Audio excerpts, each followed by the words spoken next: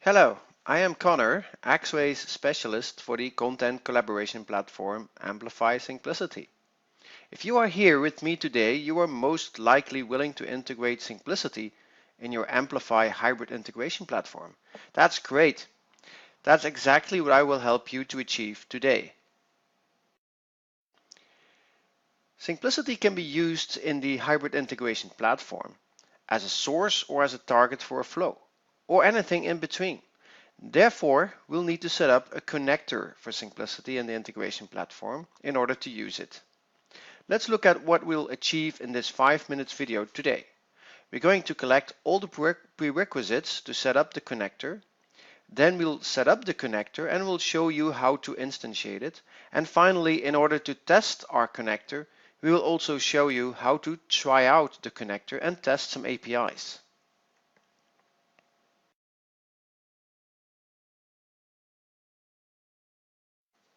So let's look at these prerequisites that we need to collect up front to set up this connector.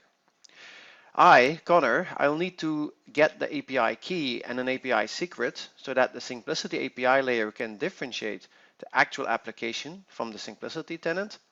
And I also need from my user account the API token, allowing the application to connect to my Syncplicity account. Lastly, in order for the application to perform actions on behalf of a user, on behalf of me or another user, another administrator in Syncplicity will need to activate the on behalf privilege.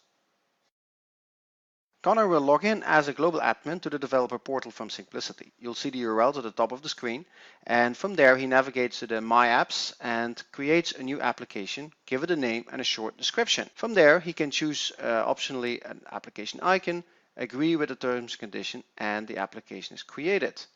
We now have an app key, app secret. Notice that the default for an application is read-only, and in our sample we want to have that to editor, so we're going to change that, save it, and Connor is going to copy the app key and the app secret into a text file editor so we can use them for creating that connector.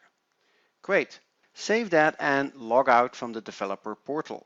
In the application, we want to use Connor's credentials to access the Syncplicity tenant, but in order for the application to access other users' content, we'll need to grant this user the right to access the on behalf privilege. Save that, and at that moment, Connor can log in to his Syncplicity account and create the application token that we'll need for the AMPLIFY HIP to access his account. Once that token is created, Connor will copy that application token also to the text pad, to the text editor, and with that we are done with our prerequisites. We can now finally create the connector. Now that we have all the information required, let's set up the connector. Connor, will now log into the integration platform, authenticate using my credentials, navigate to the integration builder, and set up the connector for Syncplicity. I navigate to the AMPLIFY portal and authenticate using my credentials. Once I'm logged in, I will navigate to the integration builder. In the integration builder, I arrive at the landing page, and from here we'll navigate to the left panel for the connectors tab. From all the available connectors, I will search for the Syncplicity connector. I'll hover over the connector and select Authenticate. Here I can both authenticate and instantiate my connector. I'll choose a descriptive name for the connector, and from my text editor I will then copy the email address of the user that I want to use this instance for. That's going to be my email address. I also copy and paste the application token, application key, and application secret from my text editor. We'll skip the event configuration for now because we only want to test the connection at this moment, and click Create Instance. That's it. Great, the connector is now set up, but will it work? Well, the best way to make sure it works is to test it and perform some basic API calls as a test. Of course, you can now in theory test all your APIs. There are some that are very basic and allow you to test if we're able to connect to the Syncplicity tenant and perform some basic actions on the user account. I can, for example, call the company API to test the connection and to query the owner of the Syncplicity tenant. And I can also query a list of folders that are in my account. So let's try that.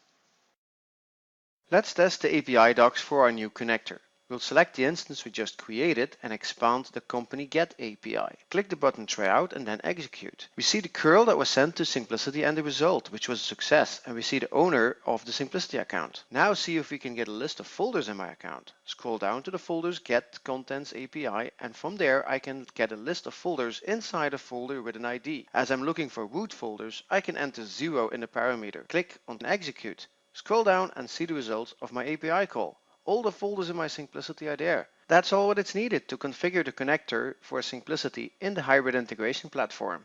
So I'm done with this task. So lastly, as a summary of what we did today,